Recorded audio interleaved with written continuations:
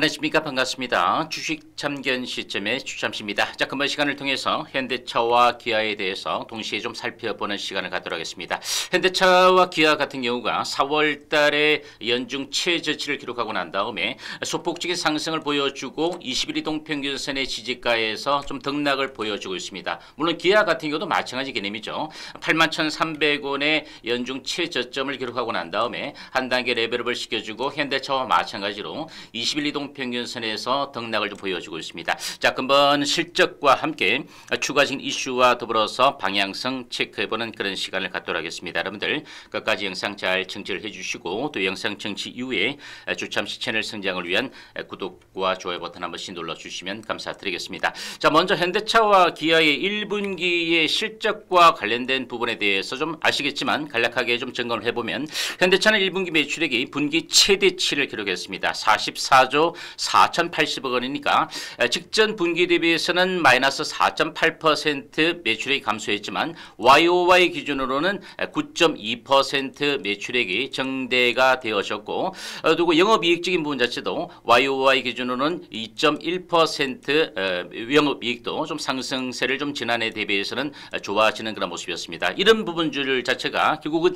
시장에서 우려했던 컨센서스 대비 소폭 상향하는 그런 호실적을 기록했다라고 보시면 될 것 같고, 자, 기아 같은 경우도 마찬가지입니다. 1분기 매출액이 44조 4,080억 원의 현대차에 대비해서 기아 같은 경우에도 YOY 기준으로는 매출액 자체가 좀 더 증가가 되어지면서 영업이익적인 부분 자체도 상당히 좀 괜찮았다라는 표현까지. 그러니까 시장의 어떤 전망치 대비해서는 나름대로 선방을 해 주었는데 전체적인 판매량 자체가 지난해 대비 판매량은 0.6% 약 100만 대 정도 좀 감소를 세를 보여주었지만 EV죠. 전기차와 그리고 HEV죠. 하이브리드 카와 관련된 판매량 자체가 상당히 좀 호조를 보여주면서 특히 하이브리드 카를 중심으로 고부가가치 차종 중심의 친환경차 판매량의 좀 덕을 좀 톡톡히 보았다 이렇게 보시면 되겠죠. 따라서 질적적인 부분에서 성장 자체는 여전히 지금 지속되고 있다라는 그런 부분 자체가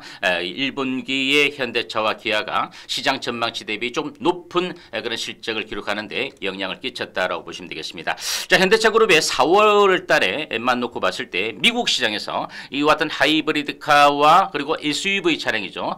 스포츠 유틸리티 차량의 판매량 자체가 월간 기준으로는 사상 최대 판매 실적을 기록했는데 특히 현대차 같은 경우는 87,000대 그리고 기아 같은 경우도 74,800대 정도 수준이니까 하이브리드카의 판매량 자체가 전체적으로 한 26,000대 정도 판매를 올렸습니다. 다만 전기차의 캐점이 지속되고 있는 영향 때문에 전기차 같은 경우는 40% 정도 판매량이 급감해서 부진을 이어가고 있지만 하이브리드카와 SUV 차량을 중심으로 미국 시장에서 좀 선방을 해주었다라고 보시면 되겠죠. 따라서 현대차와 기아 그리고 제네시스의 판매량 자체가 16만 2,615대니까 직전에 이제 3월 달입니다. 3월 달에 대비해서 그래도 판매량이 한 16.3% 증가했습니다. 그래서 1분기까지는 나름대로 현대차가 미 시장에서 고부가가치 차종 중심의 판매군을 좀 많이 이끌어졌는데 이제 중요한 것은 2분기부터 반영되어지는 특히 5월 달부터 반영이 되어지는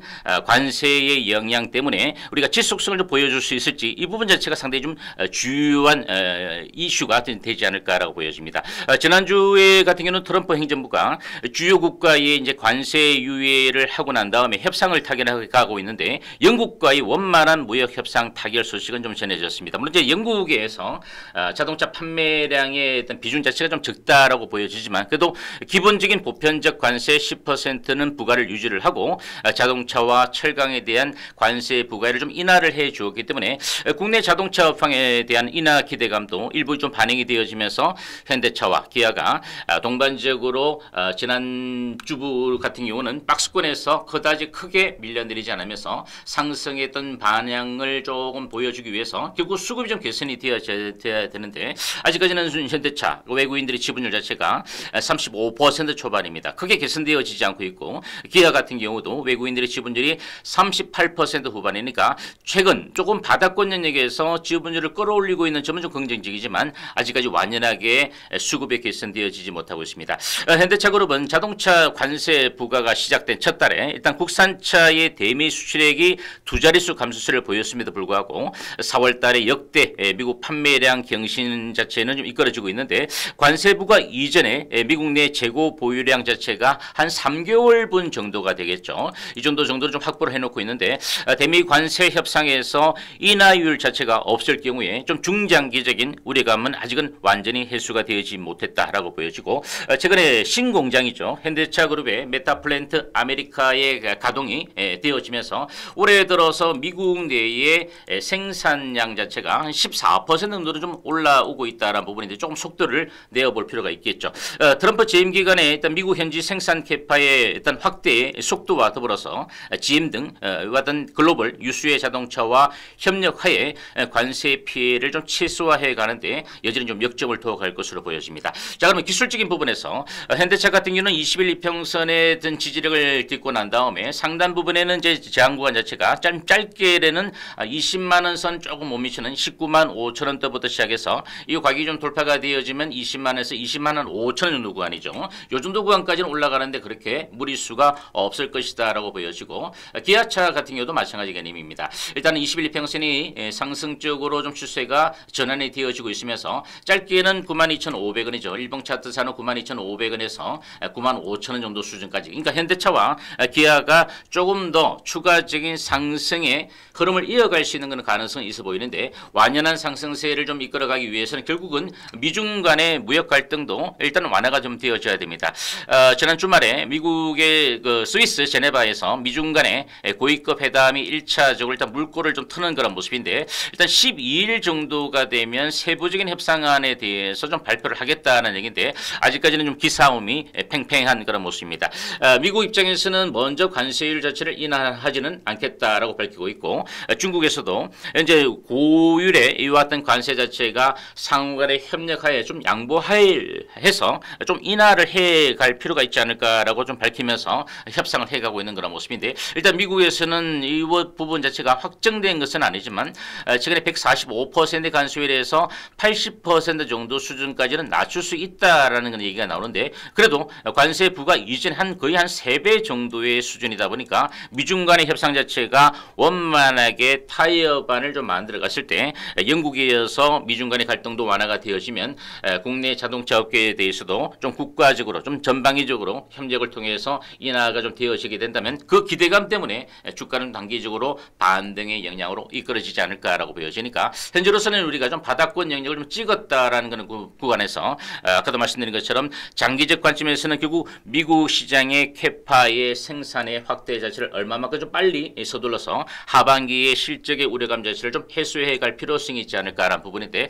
자 현대차에 우리가 월봉의 흐름을 좀 놓고 봤을 때 일단 20만 원 선 이하로 좀 깨어지고 난 다음에 밑에 하단 부분에 이제 회색선이 바로 이제 120주 이평선 아니겠습니까? 요 구간 이하로까지 깨어질 정도로 과도하게 낙폭이 좀 심화되어지는 않을 것 같은데 이제 상단 부분에 20주 이평선의 저항 구간이죠. 약 22만 원 선을 좀 오르기 이전에 정확하게 가격대를 좀 체크를 해보면 22만 원 정도 전후한 구간이 될 텐데 요 구간 자체가 좀 회복이 되어지면서 안착이 좀 시도가 되어져야 좀 손실 나신 분들도 회복하는데 좀 시간이 좀 빨라질 수 있다라는 그런 기대감으로 좀 접근할 수 있지 않을까라는 부분인데 아무튼 현대차와 기아가 기술적으로 좀 많이 빠졌고 최바닥권 영역에서 한 단계 레벨업을 시켜주고 나서 여기서 이슈와 관련된 부분들이 좀 개선이 되어지게 되면 수급도 조금씩 외국인들의 매수가 가담이 되어지게 되면 결국 바닥권 영역에서 조금 공매도가 제기가 되어지고 난 다음에 쏟아냈던 그 물량들이 다시 한번 대갚아야 되는 그런